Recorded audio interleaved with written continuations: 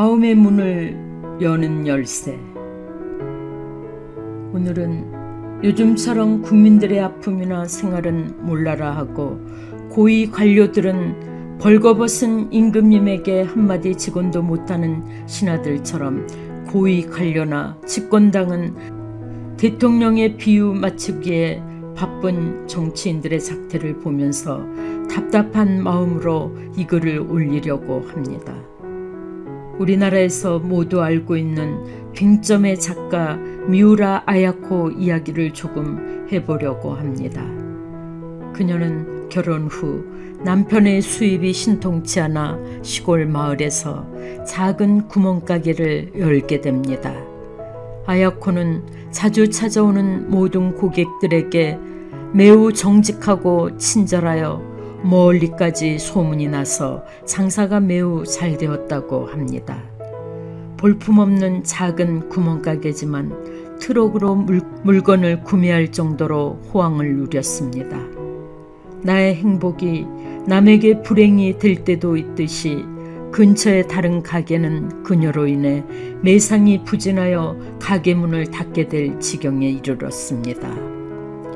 남편이 그녀에게 근처 가게의 폐업을 염려하자 심성이 고운 그녀는 물건의 양과 종류를 줄이고 물건을 찾는 손님이 오면 우리 집에는 없으니 건너편 가게로 가면 있으니까 그리로 가시라고 친절하게 안내까지 했었습니다.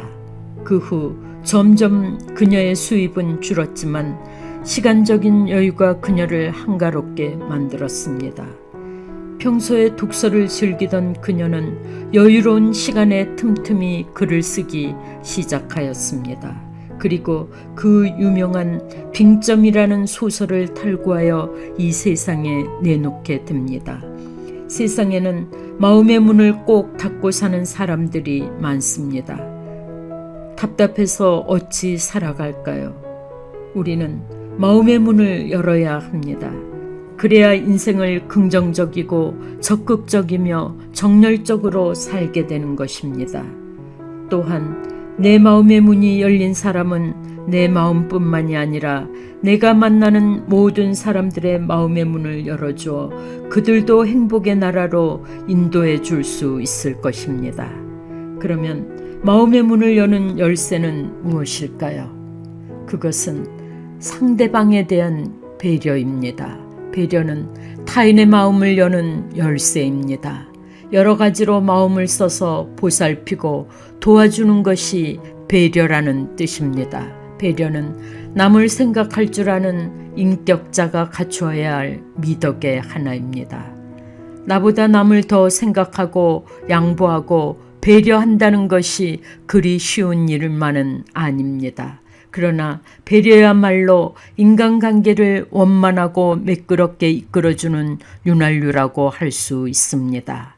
사려가 깊은 사람은 그만큼 매사에 신중하고 주위 사람들에게 신뢰를 주기 때문에 사회에서도 좋은 평가를 듣기 마련입니다. 배려도 하나의 예의라는 뜻입니다. 예의 바른 태도는 그 사람이 지닌 능력보다도 더 강한 영향력을 발휘할 수도 있습니다.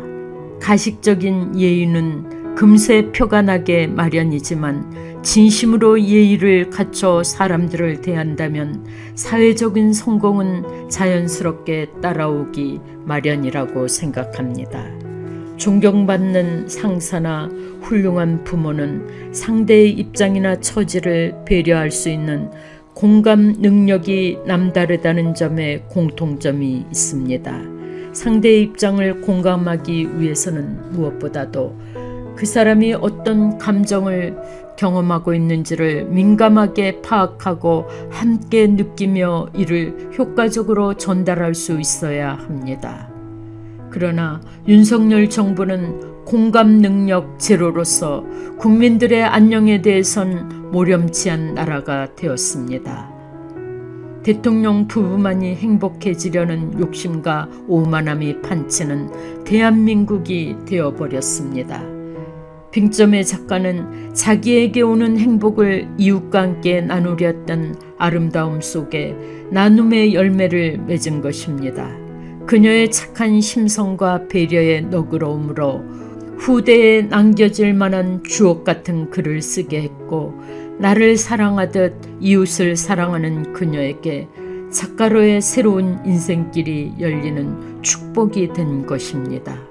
이처럼 나보다는 이웃을 생각하고 자신의 욕심보다는 상대를 배려하는 데 인색하지 않았던 그녀는 그 작품으로 인해 신문사 최우수 작품으로 당선되게 됩니다.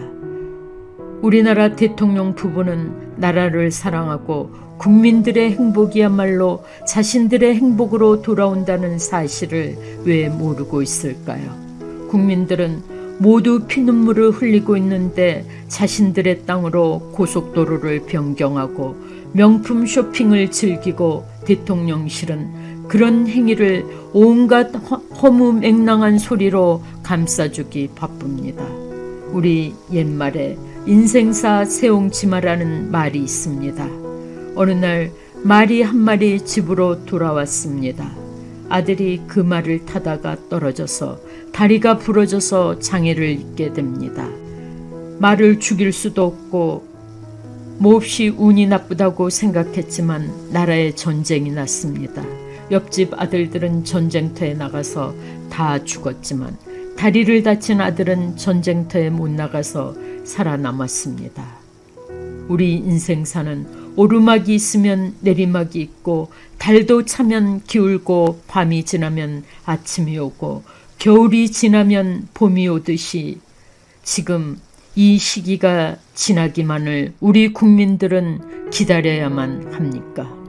윤석열 정부 1년 경제 성적표는 최악의 상황이라고 박시동 경제평론가는 말하고 있습니다.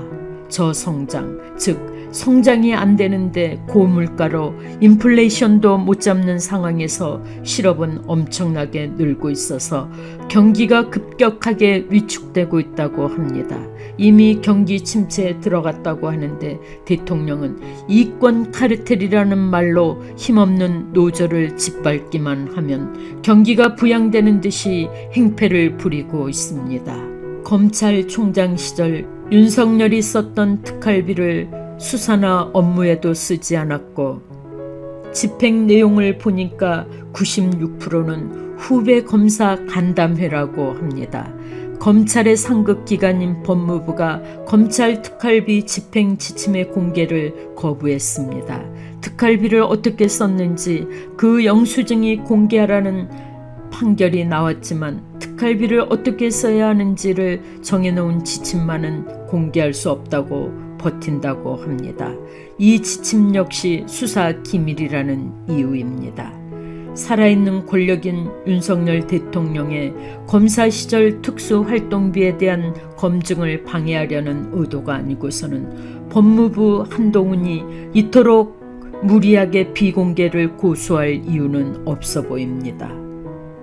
홍수로 인한 온 나라가 비통에 빠져 있을 때 대통령은 내가 달려간다고 해서 상황이 바뀌지 않는다고 하는가 하면 충청북도 도지사도 앵무새처럼 똑같은 말을 했습니다. 내가 거기 갔다고 해서 상황이 바뀔 것은 없다고 생각합니다. 라고 했습니다. 홍준표 대구시장은 골프 치려고 갔다가 기자들에게 들켜서 오히려 기자들에게 무슨 문제가 있느냐고 화를 냈습니다. 나라 전체가 미쳐서 돌아가고 있습니다.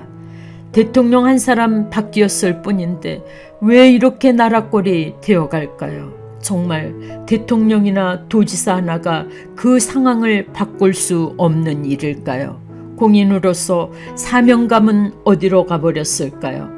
어떤 사태 앞에서 일사불란하게 치밀하게 준비하는 팀의 리더를 보면 높은 사명감으로 불타기에 상황은 얼마든지 바뀔 수 있습니다. 이미 기상청에서 올해 기습적인 폭우가 게릴라성으로 집중해서 온다고 예측했었습니다. 그러나 대책은 작년과 전혀 달라지지 않았고 어떤 대책도 없었습니다. 나란 일은 모두 뒷전으로 미루고 나라는 무너지고 있는데 대통령 일가의 부는 무한정으로 늘어나고 있습니다. 2025년에 착공하여 2031년에 개통을 목표로 하는 서울 양평간 고속도로를 2년 전 예비 타당성 조사 때만 해도 경기도 하남에서 양서면을 연결하는 노선으로 결정했었던 사항이 강상면으로 변경되었습니다. 그 주변에는 김건희 일가의 땅이 축구장 5개 면적이 있다고 해서 국민들은 의혹을 제기하고 있습니다. 지금까지 예비 타당성을 통과한 사업이 전혀 공개된 논의도 없이 갑자기 변경되었고 그 사실에 의혹을 제기하자 어떤 설명도 없이 백지화하겠다는 정부입니다. 바이든을 날리면이라고 우기면서 자신이 했던지 안 했던지 문제가 아니고 왜 그걸 보도해서 국익을 해쳤냐 하는 식으로 MBC를 박살내더니 이번 고속도로도 양서면이든지 강상면이든지 고속도로 놓아주면 되지 무슨 상관이냐고 생각하는 건 아닐까요? 이런 대통령의 사고방식이 우리 국민들의 상식에 맞겠습니까? 우리나라 역사가 있는 청와대를 하루아침에 버리고 나서 수많은 예상과 수많은 문제를 만들면서도 국민들이 이해할 만한 설명은 없었습니다. 그래도 대통령이라면 얼마든지 할 수 있는 자리라고 생각했을 겁니다. 그래서 양평고속도로 변경도 자기들 마음대로 해도 되리라고 가볍게 생각했었나 봅니다. 그러나 국민들이 의혹을 제기하니까 벌컥 화를 내면서 백지화시키겠다고 국민들을 협박하고 있는 나라에서 우리는 지금 살고 있습니다. 자신들의 이권 카르텔을 위해서 군부 독재 시절처럼 군인들에게 총칼이라도 들이대고 싶은 것은 아닐까요? 옛날 어른들은 대통령은 하늘에서 점지하는 사람이라고 했었습니다. 옛말 틀린 말 없다고 어른들의 말을 들으면서 우리들은 자랐습니다. 그래서 믿고 싶었습니다. 대통령으로 뽑힌 사람이니 국민의 한 사람으로서 대통령을 믿고 신뢰해야 한다고 믿고 싶었습니다. 그러나 이 말은 1년이 지나면서 전혀 사실이 아니라는 사실을 온 국민이 깨닫고 있습니다. 도저히 용서할 수가 없습니다.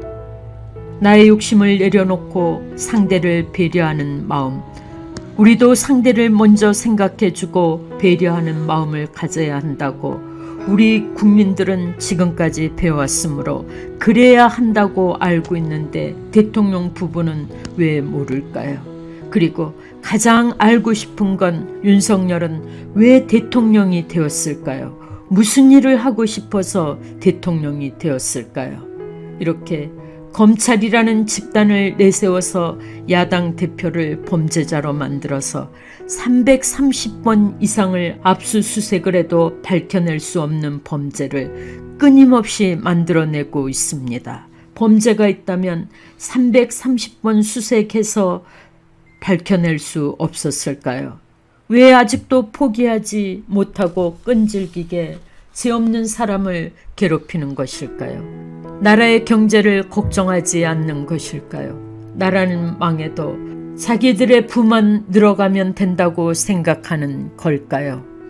정말 알고 싶습니다. 이 글을 읽고 공감하셨다면 구독과 좋아요 부탁드립니다. 감사합니다.